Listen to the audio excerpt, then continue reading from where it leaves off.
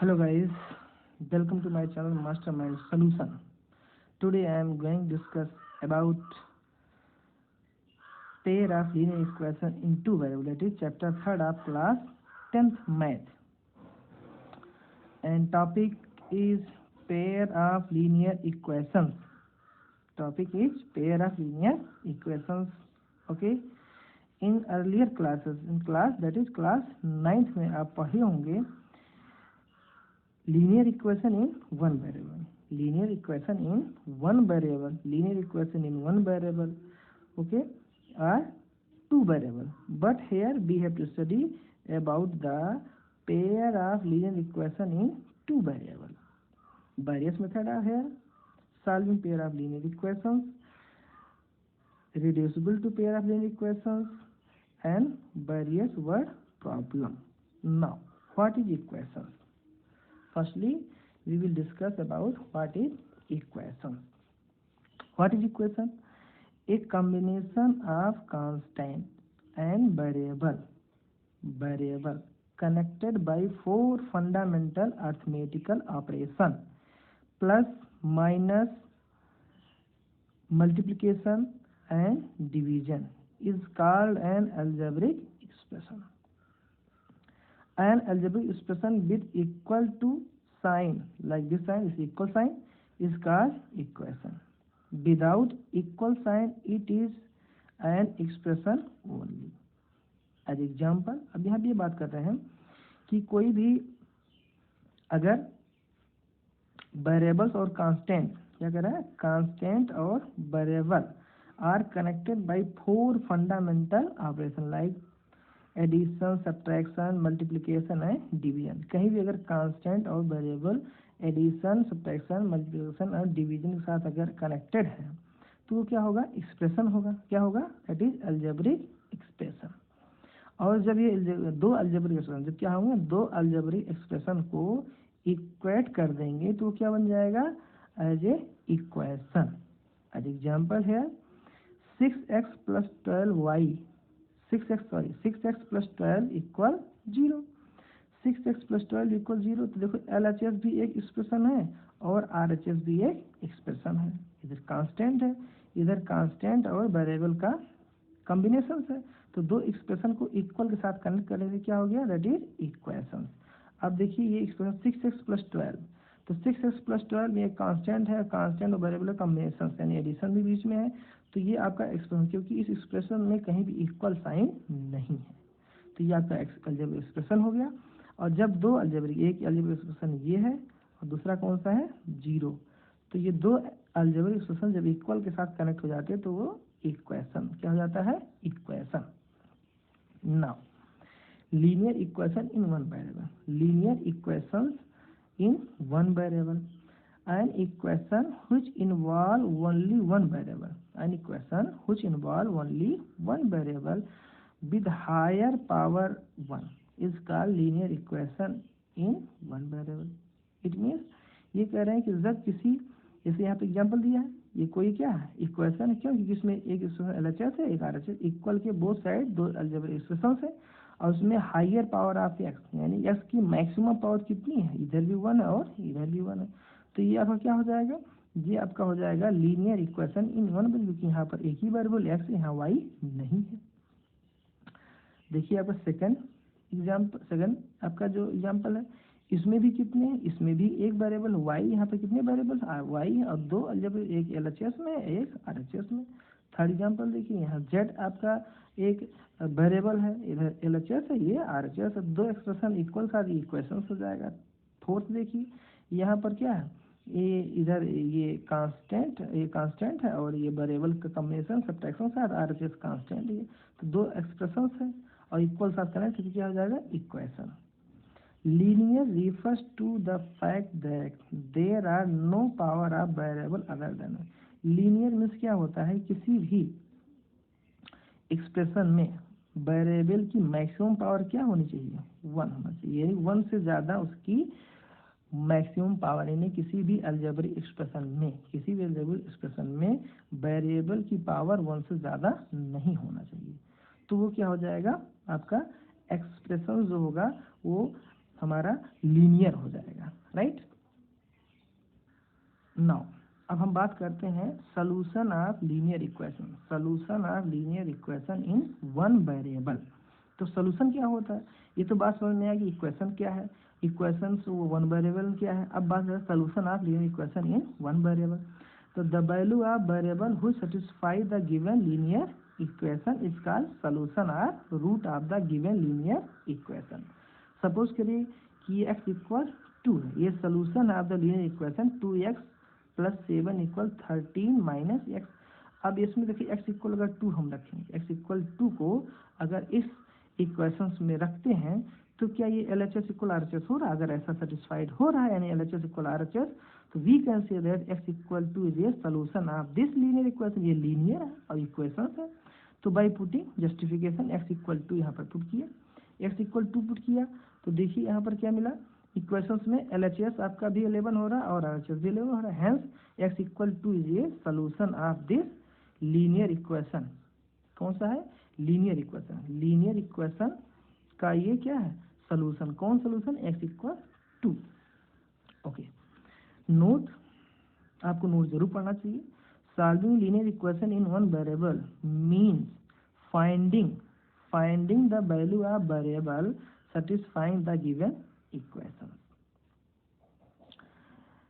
Every linear equation in one variable has a unique solution. ये कह रहे हैं कि every linear equation क्या होगा, उसके पास only one and only one क्या हो गए, solution। अगर लीनियर है तो उसकी कितने सोल्यूशन होंगे, linear equation in one variable, अगर एक वेरिएबल है उसमें कितने सोल्यूशन होंगे, one and only one, that is unique solution होगा। Solving linear equation in one variable means finding the value of variable satisfy equation.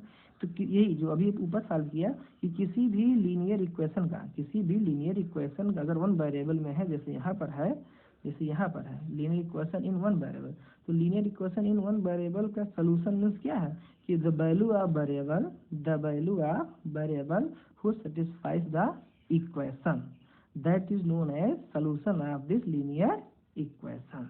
Okay, I hope आपको समझ में आ रहा होगा। नहीं आ रहा होगा, अगर कुछ प्रॉब्लम होगी तो वीडियो सीरियसली दोबारा देखिएगा, जरूर समझ में आएगा। ओके, अब हम बात करते हैं linear equation in two variable. A linear equation in two variable unknown से x and y, variable means unknown, यहाँ पर है x एंड y दो है। यूजुअली हम जनरली टू वेरिएबल में x और y जनरली लेते हैं, लेने को हम z भी ले सकते हैं, w भी ले सकते हैं, p भी ले सकते हैं, q भी ले सकते हैं, बट हम जनरली x और y ही लेते हैं। तो एग्जाम्पल देखिए, ax plus B y plus c equal 0। अब a 0 नहीं होना चाहिए, does not equal 0 and b does not equal 0, where a b c are real constant. अगर कहीं ये लीनियर इक्वेशन दिया है, तो अगर a b 0 हो जाएगा तो ये लीनियर का तो कांस्टेंट हो जाएगा, तो क्या हो जाएगा, कांस्टेंट हो जाएगा। तो लीनियर होने के लिए क्या है, x और y का जो कोफिशिएंट 0 नहीं होना चाहिए, राइट। सेकंड देखिए, x plus B Y equal D, तो यहाँ भी x और y का कोफिशिएंट दैट इज a और b यहाँ पर दोनों 0 नहीं होना चाहिए, और जबकि a b c d क्या है, रियल नंबर है, रियल कांस्टेंट है। As example 3x minus Y plus 7 equal 0 and 7x plus Y equal 3 are linear equation in two variable x and y। ये दो आपके क्या कहते हैं कि दो आपके एग्जाम्पल्स हैं और भी लीनियर है, किसमें, दो वेरिएबल x और y। This is linear equation in two variable, this is linear equation in two variable. Now discuss about solution of linear equation in two variable. अब हम यहाँ पर बात करेंगे, अभी ऊपर हम बात कर रहे थे कि solution of linear equation in one variable, अब हम बात करेंगे solution of linear equation in two variable. 9th में आप यही पढ़े रहे होंगे कि जो है solution of linear equation in one variable और टू वेरिएबल। तो यहाँ भी हम बात कर रहे हैं solution of linear equation in two variable, right. तो any pair of values of x and y which satisfy the given equation ax plus by plus c equal 0 where a और b 0 नहीं है is called solution of the given linear equation। अब suppose करिए example ये x equal two and y equal minus 2, x equal two and y equal minus 2 is a solution of the linear equation this. अब equation दिया 5x plus 3y equal 4, तो x equal 2 रख दो और y equal -2, तो देखो क्या LHS equal RHS हो रहा है। x इक्वल 2 पर हो जाएगा 5 2 जा 10 और y इक्वल -2 हो जाएगा कितना, दैट इज -6, 10 -6 हो जाएगा दैट इज 4, तो LHS equal RHS। So x equal to and y equal -2 is a solution of this linear equation in 2 variable। अब इसे जस्टिफाई करना है, जस्टिफाई जो हमने बताया जस्टिफाई कर दिया, right. Solution of linear equation in 2 variable is not unique। Example -1, 3 is also solution। अब यहाँ पर ये बात समझने वाली है, अच्छा पॉइंट है। जो नोट दिया होता है इसको जरूर पढ़ना चाहिए, आपको बहुत सीरियसली देखना चाहिए। अब यहाँ पर जो भी इक्वेशंस है इस इक्वेशन 5x + 3y = 4, अब ये जरूरी नहीं है कि इसकी एक ही सोल्यूशन हो, क्योंकि ये क्या है, 1 इक्वेशन और 2 वेरिएबल है। कितने हैं, 1 इक्वेशन 2 वेरिएबल है।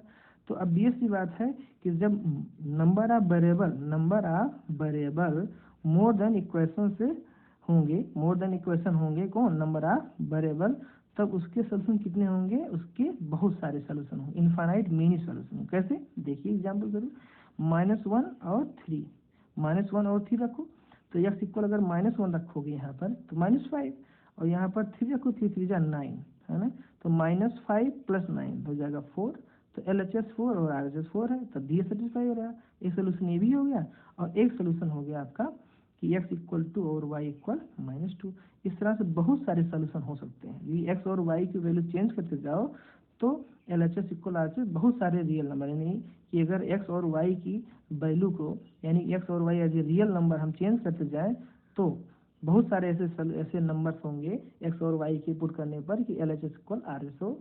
This type of equation has many infinite solution, है ना, मेनी इनफाइनाइट सोल्यूशन। ऐसे समझिए, जब number of variable greater than the number of equations होगा तो उसकी कितने सोल्यूशन होंगे, इनफाइनाइटली मेनी सोल्यूशन होंगे, right. Now method to write and draw the graph of linear equation in 2 variable. अब ये क्या कह रहा है कि ग्राफ ड्रा करने के लिए, किसकी ग्राफ ड्रा करने, 2 वेरिएबल्स की इक्वेशन ग्राफ हम कैसे ड्रा, उसका method. The graph of every linear equation in 2 variable is always represented by the straight line. The method to draw the graph of linear equation like this, x plus by plus c equals 0 will be explained। एक example के through इसको explain किया गया है।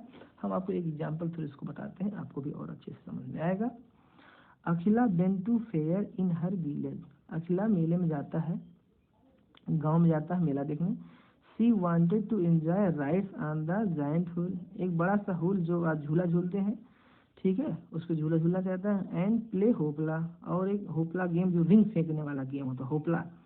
If each ride cast ₹3, यानी एक बार अगर ride करता है झूले पर तो 3 रुपीज कास्ट है। एंड गेम ऑफ होपला कितना कास्ट है, 4 रुपीज। देन सी स्पेंड 20 रुपीज। अब वो 20 रुपीज जो है स्पेंड करता है। Find the linear equation to represent this condition. अब वो लीनियर इक्वेशन जो है फाइंड करिए जो क्या करे, इस कंडीशन को रिप्रेजेंट करे कि वो 20 रुपये लेके मेला देखने जाता है और 3 रुपीज़ जो है, 3 रुपीज़ वो झूला झूलने के लिए देता है और जिसका कास्ट है, और 4 रुपीज़ कास्ट है किसका, होपला गेम खेलने का। तो इस सिचुएशन को आप ग्राफिकली ड्रा करिए, ठीक है, जो कंडीशन है। Now first identify the variable quantities। let us suppose that x and y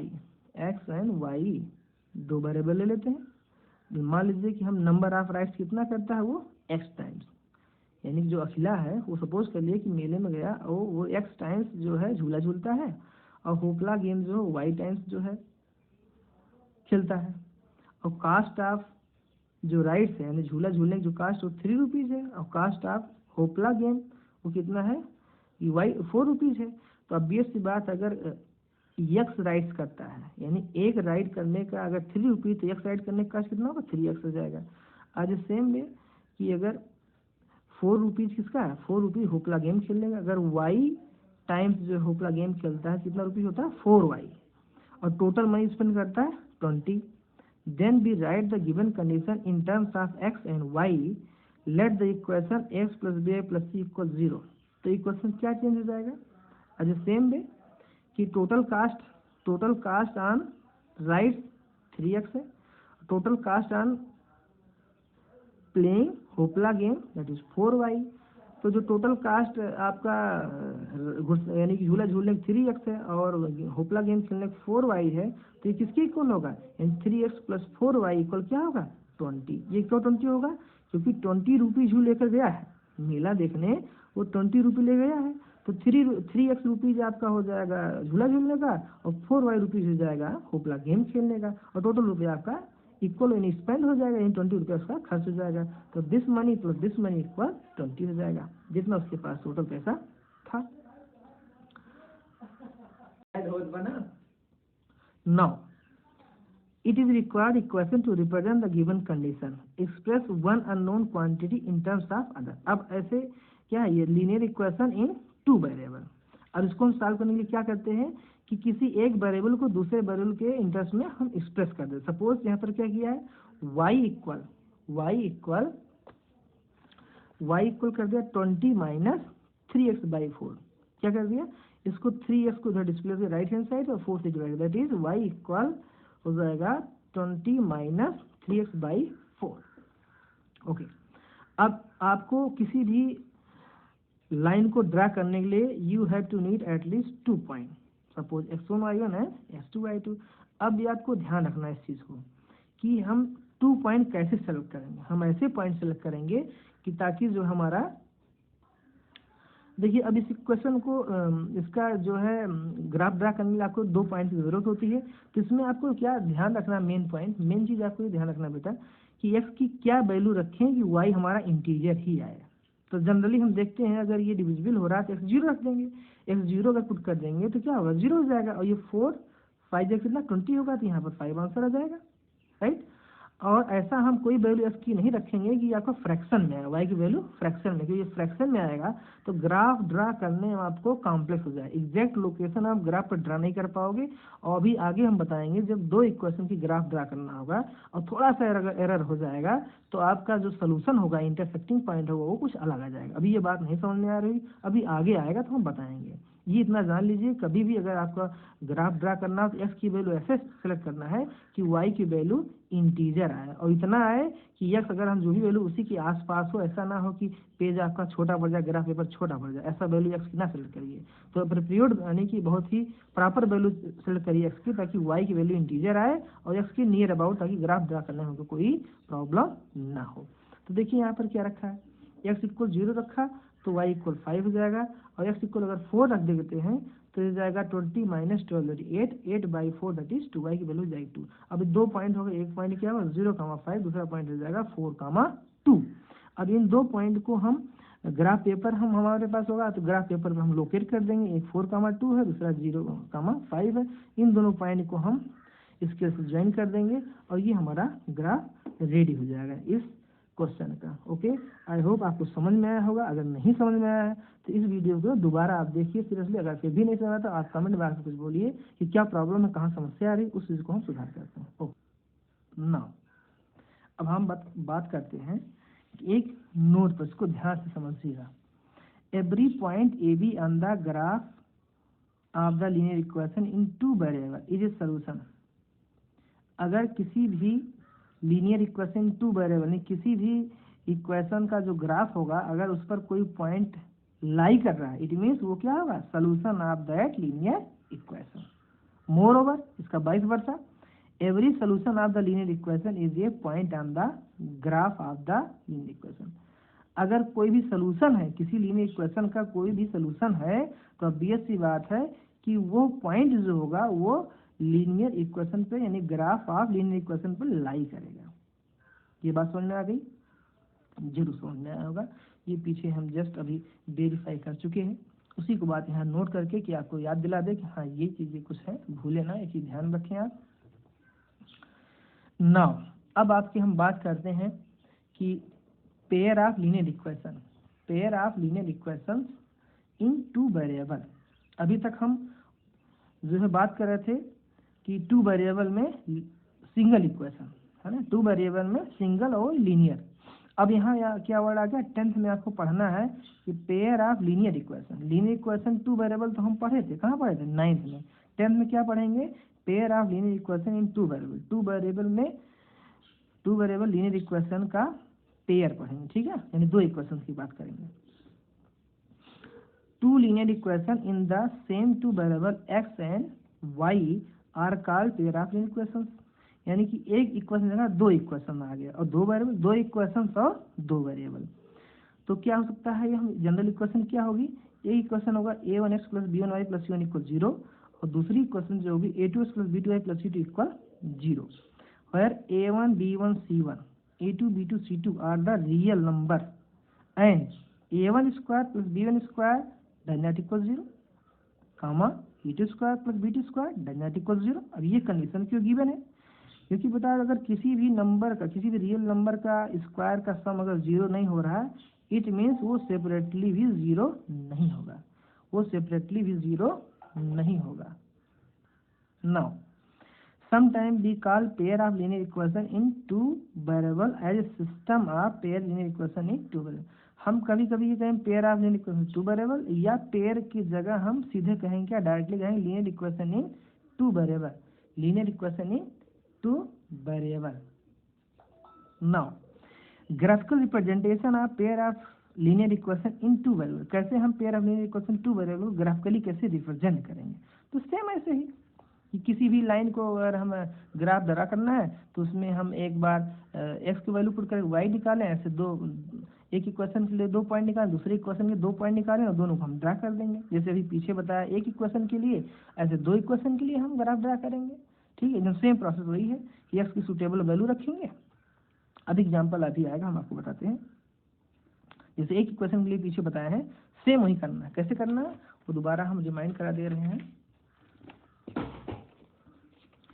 ये हम रिमाइंड करा दे रहे हैं कि जैसे अभी हमने यहाँ पर बताया था कि ये आपकी क्या है, एक equation 3x plus 4y equal 20 है, तो 3x प्लस 4y इक्वल 20 है। अब यहाँ पर वन इक्वेशन थी और टू वेरिएबल है, सेम ऐसे हमें एक इक्वेशन है, दूसरी इक्वेशन कोई और मिल जाएगी, वैसे जैसे यहाँ बताया सेम ही प्रक्रिया आपको दूसरी बार भी करना है, right. Now graphical representation of pair of linear equation in two variable. अब यहाँ पर क्या करना है कि two line represent pair of linear equation in two variable. अब ये दो लाइन है जो कि टू लाइन्स है और टू वेरिएबल्स में होंगे, वो भी लीनियर होंगे। तो देखिए ये एक पॉइंट पर इंटरसेक्ट करेंगे, यूनिक पॉइंट पर इंटरसेक्ट करें, एक कंडीशन ये बन जाएगी। दूसरा कंडीशन ये हो सकता है कि two lines corresponding to a pair of linear equation in two variable will not intersect। ये हो सकता है कि टू इक्वेशन उनका ग्राफ ड्रा करें, दोनों इंटरसेक्ट कहीं पर ना करें। और नेक्स्ट कंडीशन क्या है, two line represent pair of linear equation in two variable will be coincident. दो लाइन की हम दो इक्वेशंस की जो हम लाइन ड्रा करें, ग्राफ ड्रा करें, और दोनों एक दूसरे पर क्या हो, देखिए एक लाइन आपकी ये वाली है, एक दूसरी लाइन आपकी ये वाली है, एक लाइन यहाँ से यहाँ तक, दूसरी लाइन यहाँ से यहाँ तक, ये दोनों लाइनें क्या एक दूसरे के ऊपर ओवरलैप कर रही हैं। तो ये दोनों लाइन क्या हो गई, यानी कि जो टू वेरिएबल टू इक्वेशन वो कॉन्सिडेंट यानी ओवरलैप कर रही हैं, राइट। अब हम बात करते हैं algebraic representation of word problem. ये बहुत इंपॉर्टेंट है, ये आपको वर्ड क्या कह रहा है, जो है वर्ड प्रॉब्लम आपको समझना भी होगा कि ये कह क्या रहा है, तभी आपको समझ। तो इसमें प्रोसेस क्या है वो हम आपको समझाते हैं कि representation of word problem in the form of linear equation is called algebraic representation. sometimes statement word problem is given and we have to write it in the form of pair of linear equation। कभी कभी क्या होगा कि ये आपका word में दिया होगा, बस उसको क्या होगा linear pair of linear equation में टू वेरिएबल के लीनियर पेयर इक्वेशन में हमें चेंज करना होगा। तो पहला स्टेप क्या है इसमें, identify the variable quantity in the given statement. Let suppose that हम क्या जनरली कहते हैं एक्स एंड वाई सपोज करते हैं, यूज द कंडीशन, और जो वर्ड प्रॉब्लम कंडीशन दिया है उसको उसमें फार्मुलेट करेंगे, तो उससे हमें दो इक्वेशन बन जाएगी, यानी कि प्रॉब्लम को फ्रेम करेंगे, उन दो अननोन्स में, दो वेरिएबल्स में उस वर्ड प्रॉब्लम को हम फ्रेम करेंगे। जैसे एग्जांपल है आपको देखिए, a fraction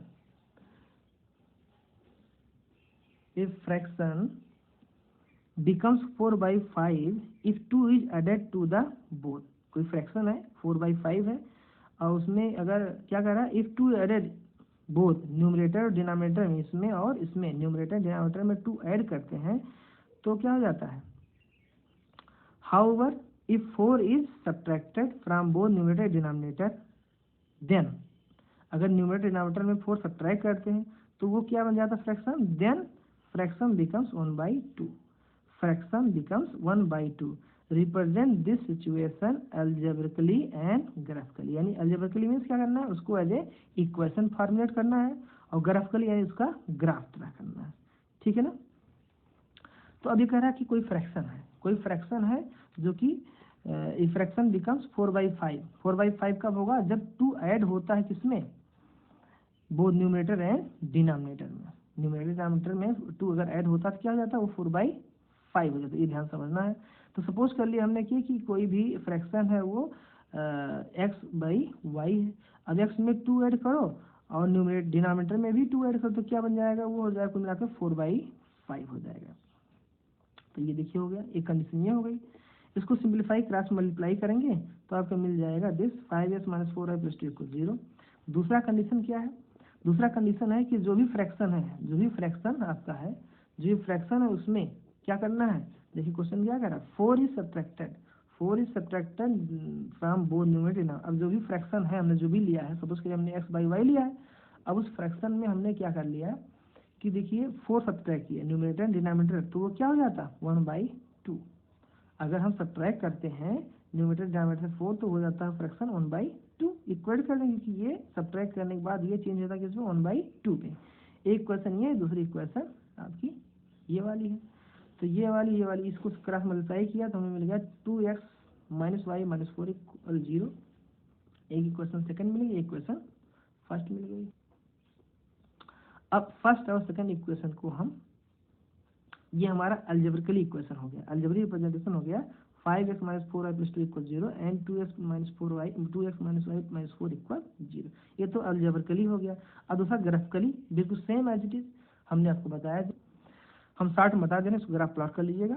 5x - 4y + 2 = 0, right. 5x - 4y + 2 = 0। तो इसमें क्या कर लिया कि एक बार x को क्या, एक 1 टाइम्स जो है x = 2 रखा तो y = 3 आ जाएगा। दूसरी बार x = -2 रखा तो -2 रखा तो ये y = -2 हो जाएगा। फिर एक पॉइंट और ले लिया, 6 ले लिया तो y = 8 हो जाएगा। Similarly for second graph, second equation के लिए x = 0 तो y = -4, x = 2 तो y = 0, x = 6 तो y = 8। तो ये दो लाइन की जो है हमें पॉइंट मिल जाएंगे। एक बार इनमें से कोई 2 पॉइंट लेकर लाइन ड्रा कर देंगे और एक बार तो 2 हमें लाइन मिल जाएंगे, ठीक। 2 लाइन की जो हमें मिलेंगे, देखें वो 2 लाइन कहाँ इंटरसेक्ट कर रही हैं। तो हमें दिख रहा है दोनों लाइन यहाँ पर इंटर कर रही हैं। अब ये चीज़ आपको सेलेक्ट करना का ध्यान रखना है कि x और y की वैल्यू, x की वैल्यू क्या रखें, y हमारा इंटीजर है, x की वैल्यू क्या रखें तो y इंटीजर है, x की वैल्यू क्या रखें y इंटीजर, x की वैल्यू क्या रखें y इंटीजर है। इसी को ध्यान रखना इंटीजर, क्योंकि फ्रैक्शन में आएगा तो आपको ग्राफ में लोकेट करने में एरर हो सकता है। तो आपका थोड़ा सा अगर इधर उधर हुआ, सपोज करिए ये लाइन इधर जा रही, थोड़ा सा भी अगर आपने पॉइंट में इधर उधर एरर किया, ये लाइन इधर बजाय इधर चली जाएगी और इंटरसेक्ट कहीं और करने लगेगा। तो इंटरसेक्ट कहीं और करने तो आपका सोल्यूशन रैम हो जाएगा। इसलिए इस एरर को बचने के लिए हम कह रहे थे, अभी आगे बताएंगे, यही बात बता रहे थे कि कहीं भी अगर लाइन हम ड्रा कर रहे हैं तो हम यहाँ जो वैल्यू सेलेक्ट करते हैं x की, वो ऐसा सेलेक्ट करें y क्या इंटीजर आए, ताकि ग्राफ ड्रा करने में कुछ भी एरर ना हो, नहीं सोल्यूशन कुछ और हो जाएगा, ठीक है। और सबसे होशियारी वाली बात आपको बताते हैं कि जब भी आप इस तरह आए तो पहले न्यूमेरिकली, अभी आगे पढ़ाया जाएगा, आगे बताएंगे, तो न्यूमेरिकली पहले इसको सिंप्लीफाई कर लीजिए, देन आप फाइंड करके निकाल लीजिए कि जो है दोनों लाइन का जो इंटरसेक्टिंग पॉइंट क्या है, और फिर ग्राफ बनाते समय एग्जैक्ट ले जाकर उसी पर मिला दीजिए। ये आपकी होशियारी चालाकी है। और नहीं तो आप अगर सोल्यूशन नहीं फाइंड किए सपोज करिए और थोड़ा सा ग्राफ ड्रा करने में मैनुअल एरर हो गया तो ये इंटरसेक्शन, ये पॉइंट है, कुछ और आ जाएगा। तो ये चीज़ ध्यान रखना, ठीक है बेटा। तो अब ऐसे ही एक एग्जांपल हम आपका ग्राफिकली रिप्रेजेंटेशन बता दिए, और एक इम्पॉर्टेंट क्वेश्चन देखिए आपको बता देते हैं कि जो है ये पूछा भी गया है। देखिए ये एग्जाम्पल 4 है, एग्जाम्पल 4 पूछा गया है 2016 और 15 में। Aditya is walking along the line joining, 2 point दिया है। आदित्य किसी लाइन के अलॉन्ग जा रहा है, वो 2 पॉइंट को ज्वाइन करता है। Aditya is walking along the line, यानी आदित्य दूसरी लाइन के अलॉन्ग जाता है, वो 2 पॉइंट ये है जिसके अलॉन्ग जाता है ज्वाइन कर लाइन के। Represent the graph and find the point where both them cross each other, और इनको ग्राफिकली, यानी कि ये 2 पॉइंट गिवन है, ये तो अच्छा है, इसमें पॉइंट ऑलरेडी गिवन है, लाइन नहीं गिवन है, पॉइंट गिवन है।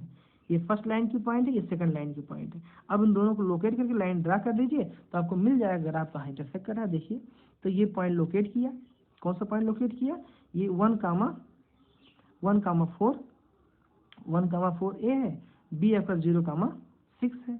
तो 1,4 देखिए ग्राफ में 1,4 और 0,6 है, और दूसरा क्या था 3,4 और 2,2। तो ये दोनों लाइन को आपने हमने मिला दिया, देखा कि 2,2 पर इंटरसेक्ट कर रहा है। बस इतनी सी सिंपल सी बात है, ये 2 मार्क्स में ऐसे क्वेश्चन पूछ जाते हैं। ओके, आई होप कि आप लोग को पूरी बात हमारी समझ में आ रही है। नहीं समझ में आ रही सीरियसली आप इस चीज़ को देखिए, जरूर आएगा ना। अब एनसीईआरटी प्रॉब्लम हम कुछ देख लेते हैं। ये देखो तीनों कंडीशन अभी जो हमने बताया वो ऑलरेडी यहाँ बनी है कि इंटरसेक्टिंग है, 2 लाइन की ग्राफ है, in pair of linear equation 2 variable है। तो देखिए इंटरसेक्ट कर रहा है, ये इंटरसेक्ट नहीं कर रहा है, पैरेलल है, ये आपका कॉन्सिडेंट है, ओवरलैप कर रहे हैं।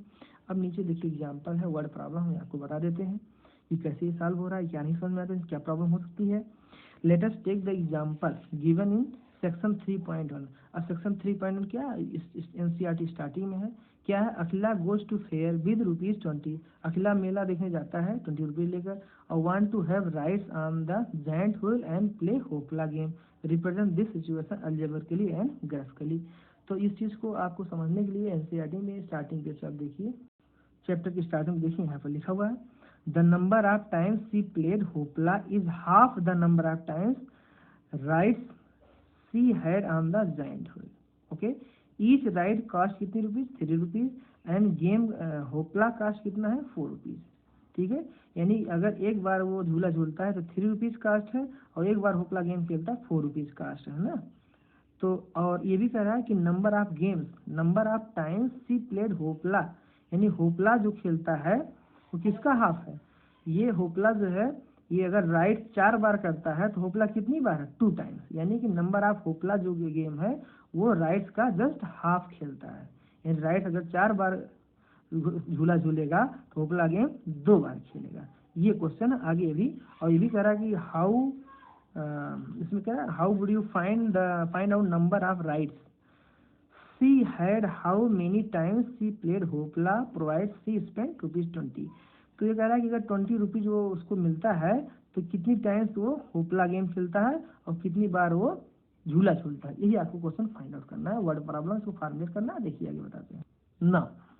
अब इसी में वो क्वेश्चन आपका वहाँ पीछे स्टार्टिंग में जो चैप्टर स्टार्टिंग दिया हुआ है, यहाँ पर ये क्वेश्चन उसी को कहा है कि कह रहा है कि सपोज करिए कि इसमें क्या ले लिया कि जो नंबर ऑफ राइड्स, यानी जो झूला झूलता है x टाइम सपोज कर लिया, और जो होपला है ये y टाइम से, यानी होपला जो है वो नंबर ऑफ जो राइड्स उसका जस्ट हाफ है। तो राइड्स कितना है, राइड्स का हाफ है, कौन हाफ है, ये होपला, यानी कि ये ज़्यादा है, तो ज़्यादा को जो डिवाइड करो तभी इक्वल होगा। तो ये x को हमने डिवाइड कर दिया, यानी ये 2 टाइम्स है, ऐसे लिखे तो 2 times of y equal x, right. इसी सिंप्लीफाई कर लिया तो हो जाएगा क्या, इधर क्रॉस मल्टीप्लाई करो 2y, तो x माइनस 2y इक्वल 0। और दूसरा क्या इक्वेशन बना सकते हैं कि एक जो राइड्स है, एक बार राइड करने का 3 रुपीज़, तो अगर हम x टाइम्स अगर राइड कर रहे हैं, सपोज करिए x टाइम्स राइड कर रहे हैं, ठीक है, तो x टाइम्स अगर हम राइड कर रहे हैं तो वो 3 रुपीज़ तो 3x हो जाएगा, 3x आपका झूला झूले का कास्ट हो जाएगा, राइड्स का कास्ट हो जाएगा। और अगर y टाइम्स मान लीजिए कि होपला गेम खेल रहा है तो 4y जो रुपीज़ हो जाएगा वो आपका होपला गेम खेलने का रुपीज़। तो 4y स्पेंड कर रहा है होपला गेम में, 3x रुपीज़ जो है स्पेंड कर रहा है वो राइड्स करने में, तो दोनों को ऐड करने टोटल रुपीज़ हो जाएगा। टोटल रुपीज़ कितने थे, 20 रुपीज़। दोनों इक्वेशन ये हो जाएगी, इक्वेशन दिस और इक्वेशन सेकंड। अब इसी को आपका ये तो आपका अलजेब्रिकली हो गया। ग्राफिकली आपको करना है तो बिल्कुल जैसे पीछे बताया है कि x और x की वैल्यू 2 वैल्यू फर्स्ट इक्वेशन के लिए प्रॉपर्ली चूज करेंगे कि y इंटीजर ही है, और इसके लिए भी x की 2 वैल्यू हम सेट करेंगे इस तरह से, और y की वैल्यू क्या है, y की वैल्यू हमें इंटीजर है। जैसे इसमें लिख दिया है कि x को हमने सपोज कर लिया 20/3, या सपोज करिए y को 0 ले लिया, तो y को 0 ले तो इक्वेशन में क्या है, अगर इसमें y को 0 रख दोगे तो x इक्वल क्या आएगा, दैट इज 20/3। अब ये बेटा 20/3 जब आ रहा है तो आपको ये पता है कि 20/3 आपका ये फ्रैक्शन में आएगा या डेसिमल में आएगा, तो डेसिमल या ग्राफ में रिप्रेजेंट करने में आपको प्रॉब्लम होगी, इसलिए प्रॉब्लम दिखा कर एनसीईआरटी इसलिए कहते बेटर है कि प्रॉब्लम दिखा कर, प्रॉब्लम हो कहाँ रहा है ये प्रॉब्लम दिखाया है, तो एक पॉइंट आपका ये ले लेंगे, दूसरा पॉइंट आपका ये ले लेंगे, इसको हम छोड़ देंगे। क्या छोड़ देंगे? क्योंकि एक तो इंटीजर है, दूसरा क्या है आपका फ्रैक्शन आ रहा है, तो एक फ्रैक्शन एक इंटीजर आपको लोकल करने में प्रॉब्लम आएगी, ग्राफ ड्रा करने में एरर हो सकता है, राइट। यही सारी बातें इसमें नीचे जो हम आपको समझाया यही सारी बातें इसमें समझाया है। आप समझ सकते हैं कि हम इसमें जीरो क्यों जो है इसमें जीरो क्यों नहीं, इसमें जीरो लेने पर इसमें अगर हम एक्स की वैल्यू ये ले रहे हैं तो क्या प्रॉब्लम आ रही है, ठीक है। अगर एक्स की वैल्यू ये लेंगे तो हम ग्राफ ड्रा करने में एरर आ सकता है। अब यही सारी ग्राफ ड्रा करना, पीछे हम बता चुके क्वेश्चन सेम ऐसे ही ग्राफ ड्रा करना है, ये आप कर ले जाएंगे आई होप। अब नेक्स्ट एग्जाम्पल सेकंड देखिए, एग्जाम्पल सेकंड एनसीईआरटी देखिए, एनसीईआरटी बिल्कुल ये लाइन टू लाइन पढ़ी, जो हमने बताया सब एनसीईआरटी पैटर्न सब कुछ बताया। अब जो बचा एनसीईआरटी वो हमको बता दे रहे हैं। Romila went to stationery shop and purchase 2 pencil 3 eraser for 9 rupees. 9 रुपये लेके जाता है, 2 पेंसिल 3 इरेजर खरीदता है। And her friend Sonali saw a new variety of pencil and eraser with Romila and she also bought 4 pencil and 6 eraser of the same kind, ठीक है। Same kind का क्या कह रहा है कि 4 पेंसिल और 6 eraser, right, for ₹18 represent this situation algebraically and graphically. तो अब यहाँ बात समझ में आती है कि यहाँ पर हमने सपोज कर लिया कि 1 पेंसिल का कास्ट जो है वो डिनोट कर रहा है कि cost of 1 pencil x rupees, denote cost of 1 pencil, cost of 1 pencil rupees कितना x रुपीज है, और इरेजर कास्ट कितनी है y रुपीज है, राइट। देन अलजेब्रिक सिचुएशन कैसे बनाएंगे? अब यहाँ पर बात आपको समझने की ये है कि Romila went to stationery shop and purchase 2 pencil, 2 pencil purchase करता है और 3 इरेजर, 2 पेंसिल और 3 इरेजर। यहाँ पर कॉस्ट नहीं गिवन है, यहाँ पर क्या गिवन है, number of pencil and number of eraser. कितना रुपीज उसके पास है, 9 रुपीज है। तो अगर हम एक पेंसिल कास्ट हम x रुपीज करते हैं, 2 पेंसिल क्या हो जाएगा 2x रुपीज जाएगा, और 1 इरेजर कास्ट अगर y रुपीज है तो 3 इरेजर यानी ज़्यादा यानी मल्टीप्लाई होगा 3y हो जाएगा, राइट। तो 2x + 3y = 9। Similarly same kind अगर हम वो सोनाली जाते तो वो देखता है क्या, वो देखती है कि 4 पेंसिल और 6 इरेजर, उसको खरीदना है कितना 4 पेंसिल और 6 इरेजर और द सेम काइंड फॉर ₹18। तो 18 रुपये लेके जाता है, 4 पेंसिल और 6 इरेजर खरीदता है, ठीक है, खरीदती है। तो अब आप इसमें देखिए कि एक पेंसिल की कॉस्ट कितनी रुपीज है, x रुपीज है, एक जन का कितनी है x रुपीज है। तो वो 4 पेंसिल कितना बार करती, सोनाली जो है 4 पेंसिल बार करती है, तो 4 × x, x पेंसिल का कास्ट कितना हो जाएगा, 4 पेंसिल कास्ट कितना हो जाएगा 4 × x, ठीक, तो ये 4 × x हो जाएगा। अब आज सेम में 6 इरेजर की कास्ट, क्योंकि एक इरेजर की कास्ट कितनी रुपीज y रुपीज है, एक इरेजर की y रुपीज है, तो 6 इरेजर कितना 6 × y, तो 2 ये आपका हो जाएगा 6y आपका इरेजर कास्ट हो जाएगा, टोटल इरेजर जितना खरीदा है, और 4x जो जाएगा 4 पेंसिल कास्ट हो जाएगा। ये 6 इरेजर कास्ट 4 पेंसिल कास्ट किसने खरीदा, ये सोनाली ने खरीदा। इसको किसने खरीदा, ये रोमिला ने खरीदा, और उसके पास 18 रुपये थी, तो जब 18 रुपया था 18 रुपया ये इक्वल हो जाएगा, इसके बाद 9 रुपये था, ये टोटल मनी इसके इक्वल हो जाएगा, 2 इक्वेशन हो जाएगी। बिल्कुल इसको वैसे ही करना जैसे हमने आपको बताया कि 2 इक्वेशन है और 2 इक्वेशन का 2 ग्राफ ड्रा करेंगे, ठीक है। अब यहाँ पर देखिए x 0 रखा तो y आपका 3 हो गया, यहाँ पर x इक्वल क्या 4.5, तो 4.5 हम ले सकते हैं, डेसिमल में हमने लिया जरूर क्योंकि यहाँ पर ये फ्रैक्शन आ जाएगा, ठीक है। 9 ले लेंगे, x इक्वल अगर 9 ले लेंगे तो कुल मिलाकर के 9/2 सॉरी x इक्वल क्या ले लेंगे 9/2, अगर x इक्वल 9/2 ले लेंगे तो ये क्या हो जाएगा 9/2 9 ये हो जाएगा आपका 0, तो 0/3 क्या हो जाएगा 0, इसलिए ऐसा लिया 9/x इक्वल कितना है 9/2, 9/2 हम लोकेट कर ले जाएंगे, ठीक है। सेम में इसके लिए और उन दोनों ग्राफ को हमने देखा, दोनों लाइन का ग्राफ ड्रा किया, तो दोनों लाइन जो है ग्राफ क्या है दोनों लाइन एक दूसरे पर ओवरलैप कर रहे हैं, यानी इन दोनों को कितने कॉन्सिडेंट यानी ओवरलैपिंग हो रहा है यहाँ पर, राइट। दोनों देखिए एक लाइन पहले दूसरी लाइन इसी पर ओवरलैप हो गई, राइट। अब देखिए same 2 rails are represented by the equation x + 2y - 4 = 0, 2x + 4y - 12 = 0, ठीक है। तो two results are represented by the equation this and this, represent this situation geometrically. अब बिल्कुल ऐसे ही करना है, दो इक्वेशन है, दो इक्वेशन के लिए आप क्या करोगे कि एक बार x की वैल्यू प्रिपेट और y की आ जाए, दूसरी x की वैल्यू y आ जाएगी। दिस नेक्स्ट इक्वेशन के लिए x की 0 और y की दिस एंड x की वैल्यू कुछ, ये अपने आप कुछ भी लिख दो, कोई जरूरी नहीं जो वैल्यू लिखा यही आप रख के जाना ही लिखा, बिल्कुल नहीं, अपने आप से स्वयं से सेल्फ आप you can resume any value of x for better value of y, ताकि हमें क्या मिले, इंटीजर मिले, ये आपको ध्यान रखना होगा। अब यहाँ पर जो हमने देखा कि ये जो जस्ट अभी जो हम बता रहे हैं, ये क्या मिला, दो इक्वेशन नहीं, दोनों इक्वेशन की लाइन अगर हमने ड्रा किया तो मिला दोनों लाइन क्या, ये पैरेलल, दोनों लाइन पैरेलल, दो लाइन पैरेलल में ये कहीं भी इंटरसेक्ट नहीं कर रहे हैं, कहीं भी इसमें तो नो सोल्यूशन, कहीं भी इंटरसेक्ट नहीं कर रहे हैं, राइट। अब एनसीईआरटी की फर्स्ट एक्सरसाइज देखते हैं, थर्ड चैप्टर का first exercise, that is NCERT का exercise 3.1। Aftab tells his daughter, Aftab ने लड़की से कहता है डॉटर से 7 ईयर्स एगो, यानी 7 ईयर्स पहले, I was 7 times as old as you were then, ठीक है। आल्सो 3 ईयर फ्रॉम नाउ, आज से जस्ट 3 साल बाद, I shall be 3 times as old as you will be, जितना तुम्हारी एज होगी उसका मैं कितना होगा, 3 गुना होगा। Represent this situation algebraically and graphically. तो ये चीज़ें बहुत ही वर्ड प्रॉब्लम है, आपको ये बात हमें लगता है कुछ बात समझ में आ रहा होगा कि हम प्रेजेंट एज सपोज, जब कहीं भी होगा कि बिफोर एंड आफ्टर, तो हम प्रेजेंट एज सपोज कर लें, और भी तरीके से कर सकते हैं, लेकिन ये सबसे अच्छा होता है कि हम प्रेजेंट एज एज्यूम करेंगे। सपोज करिए दिया हो कि लेट प्रेजेंट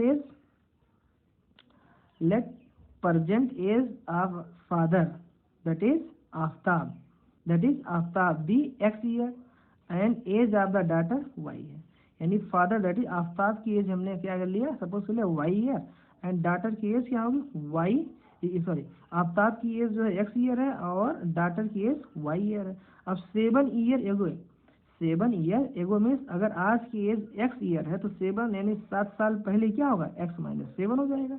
और डॉटर की एज क्या हो जाएगा, अगर आज की डॉटर की एज y है तो 7 ईयर पहले क्या हो जाएगा, 7 ईयर बिफोर हो जाएगा y - 7 ईयर।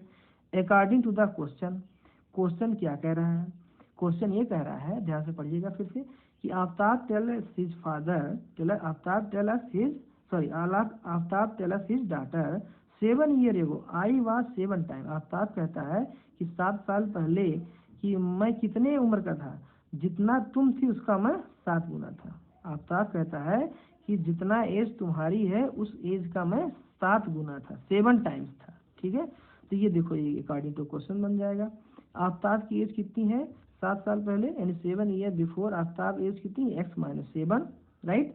और 7 ईयर बिफोर डॉटर की एज कितनी हो जाएगी, y - 7। तो कौन ज़्यादा है, ज़्यादा हमारा आफ्ताब का एज है। जब आफ्ताब का एज ज़्यादा है तो मल्टीप्लाई किधर करेंगे, जिधर कम होगा, यानी कि डॉटर की एज कम होगी, अब ये सी बात है। तो वही कह रहा कि 7 साल पहले जो मेरी एज है वो क्या है, तुम्हारी एज का 7 गुना था। तो जब ये वाला यानी ये फादर का एज 7 टाइम्स है तो अब बी से बाद इक्वल तभी आएगा जब ये ज़्यादा है, तो जिधर कम होगा उधर मल्टीप्लाई कर देंगे।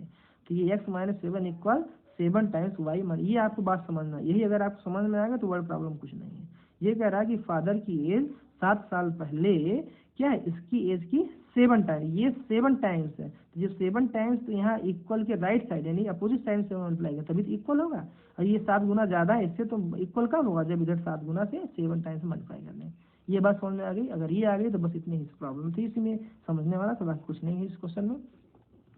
कह रहा आफ्टर 3 ईयर, यानी आज से 3 साल बाद, आफ्टर 3 ईयर फ्रॉम नाउ, आज से 3 साल जस्ट बाद, फादर एज, भाई प्रेजेंट आज की अगर फादर की एज x है तो आज से 3 साल बाद कितना होगा, after 3 year x + 3 year.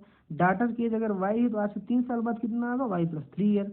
According to the question क्या होगा, x + 3 इक्वल कितना हो जाएगा, 3 × y + 3। ये कैसे हो गया, देखिए यहाँ पर कह रहा है कि आज से 3 साल बाद, यानी after 3 year from now, I shall be, क्या कह रहा है, I shall be 3 times as old as you will be, जितना तुम्हारी एज होगा, as old as you will be, यानी कि कह रहा है कि आई शैल बी, मैं 3 टाइम्स हुआ किसका, एज ओल्ड एज यू, जितना तुम्हारी एज उसका मैं 3 गुना हो जाऊंगा, ठीक, फ्यूचर की बात कर रहा है, तभी तो प्लस कर रहे हैं, तभी तो हम ये प्लस कर रहे हैं। तो x + 3 इक्वल क्या होगा, 3 × y + 3, ये क्वेश्चन बन जाएगी, यानी ये कह रहा है फादर की एज, फादर कौन x+3, तो फादर की एज जो है वो डॉटर की एज की 3 टाइम्स हो जाएगा। जब ये 3 टाइम्स हो जाएगा तो मल्टीप्लाई इधर से अपोजिट साइड में, जो कम होगा उधर मल्टीप्लाई, ये डॉटर की एज है फादर की एज, तो फादर की एज 3 टाइम्स हो जाए किसका, फादर की एज 3 टाइम्स हो जाए किसका, ये डॉटर की एज का, राइट। तो इक्वेशन फर्स्ट होगा, दूसरी इक्वेशन ये आपकी इक्वेशन सेकंड, इक्वेशन फर्स्ट आपका यहाँ होगा, इक्वेशन सेकंड ये आपका हो जाएगा। और इन दो इक्वेशन को आपको अलजेब्रिकली फाइंड आउट करना था। देखिए इक्वेशन में था कि अलजेब्रिकली आपको सिचुएशन दीजिए, तो अलजेब्रिक सिचुएशन ये आपकी दिस हो गई, दिस एंड दिस हो गई। और ग्राफिकली क्या करना है, ग्राफिकली सेम वैसे जो पीछे बताया कि ये इक्वेशंस के लिए, इन इक्वेशंस के लिए इक्वेशन 2 टेबल हम बनाएंगे, ठीक है। इस इक्वेशन के लिए इस इक्वेशन 2 हम टेबल बनाएंगे, और उन दोनों टेबल किसके लिए, एक इसके लिए और एक इसके लिए, 2 टेबल बनाएंगे। यहाँ देखो बनाया है कि ये टेबल बना है, एक्स हो जाएगा, ये वाई इक्वल्स x+42/100, ये पीछे जैसे बता चुके हैं वैसे ही करना है, इसमें कुछ ज़्यादा दिमाग नहीं लगाना है। तो ये कैसे डिस्प्लेस किया ये हम आपको बता भी दे रहे हैं कि x - 7y = -42, तो बेटा ये क्या हो जाएगा, 7y को इधर डिस्प्लेस कर लीजिए, तो x+42, इसको इधर लेफ्ट साइड डिस्प्लेस करिए, x+42 = 7y, तो y इक्वल क्या हो जाएगा x+42/7, तो ये हो जाएगा x, ये y हो जाएगा x+42/7। तो देखिए यहाँ पर हमने क्या लिखा, x की वैल्यू 0 जूम किया, तो 0 पर रखो तो 0 यानी 42/7 यानी 6 हो जाएगा। अरे सेम वे 7 रखो, 7 42 49 हो जाएगा, 49 7 डिवाइड करो तो क्या हो जाएगा, आंसर 7 हो जाएगा। ऐसे एक पॉइंट को और सेलेक्ट कर लिया, 14 ले लिया, तो ये पॉइंट मिल जाएगा, 3 पॉइंट ले लिया। सेम सेकंड इक्वेशन क्या है, x - 3y = 6, तो y इक्वल कितनी जाएगी, y इधर डिस्प्लेस कर लो, तो x - 6 इधर जाएगा, लेफ्ट साइड डिस्प्लेस कर लो, तो x - 6 = 3y, तो y इक्वल क्या हो, x - 6/3। ये नेक्स्ट इक्वेशन देखिए, x - 6/3 इक्वेशन जाएगी। अगर x की वैल्यू हमने सेलेक्ट कर लिया, सपोज कि 6 रख लोगे तो इसे रखो तो ये 0 जाएगा, 0 जाएगा। और दूसरी बार क्या हमने रख लिया यहाँ पर 12 - 6 6 जाएगा, 6/3 क्या जाएगा पर 2 जाएगा। एक कोई और पॉइंट लेना चाहते हो, अदरवाइज कोई बहुत जरूरत नहीं है।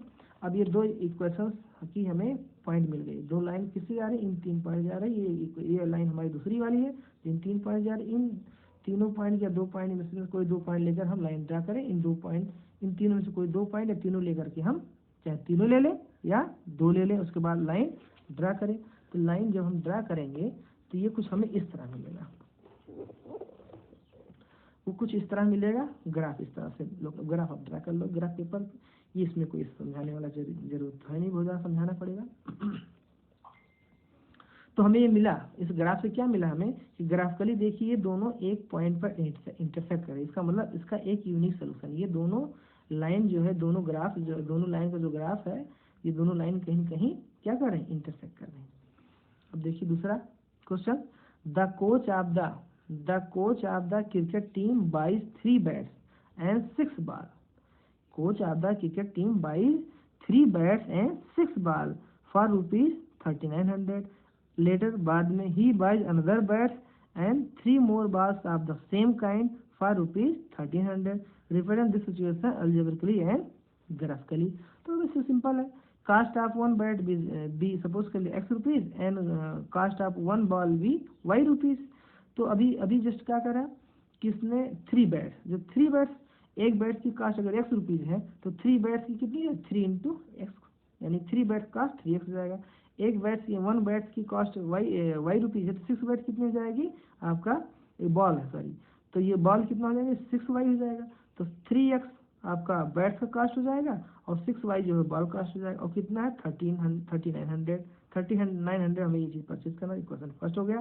Similarly after that 3 more ball of the same kind, 3 more ball, ठीक है, तो कितने ball, 3 more ball, it means क्या है। उसके बाद देखिए सेकंड क्या कर रहा है कि he buys another bat and 3 more, अब यहाँ सेकंड क्वेश्चन में ही buys another bat and 3 more balls, तो अगर एक बैट है तो वन बैट की कॉस्ट कितनी है, ₹X है, तो X हो जाएगा। और 3 more ball कह रहा है, कितना कह रहा है, 3 more ball, देखिए 3 more ball and 1 bat cost हो जाएगा ₹X, और 3 more ball क्या हो 3 × Y, और कितने रुपीज़ में परचेज करना, 1300 = 30। अब 2 इक्वेशन बन गई, इनको भी हम क्या करना है, इसमें हमें अलजेब्रिकली और ज्योमेट्रिकली अलजेब्रिकली एंड ज्योमेट्रिकली। तो अलजेब्रिकली आपका ये दो इक्वेशन हो जाएगा। अब इन दोनों इक्वेशन को हम क्या करेंगे, एक बार y को x के टर्म एक्सप्रेस कर लेंगे फर्स्ट इक्वेशन, सिमिलरली इस इक्वेशन को भी y को x के टर्म में और दो पॉइंट सेलेक्ट करें, इसका लाइन ड्रा कर देंगे और फिर इसका ग्राफ ड्रा कर देंगे और हमें देखेंगे कहीं न कहीं ये इंटरसेक्ट करें। अब ये आप कर लीजिएगा, इसमें कोई बहुत दिमाग लगाने वाला तो है नहीं। Now next question, the cost of 2 kg apple and 1 kg of grapes on a day was found to be 160 rupees.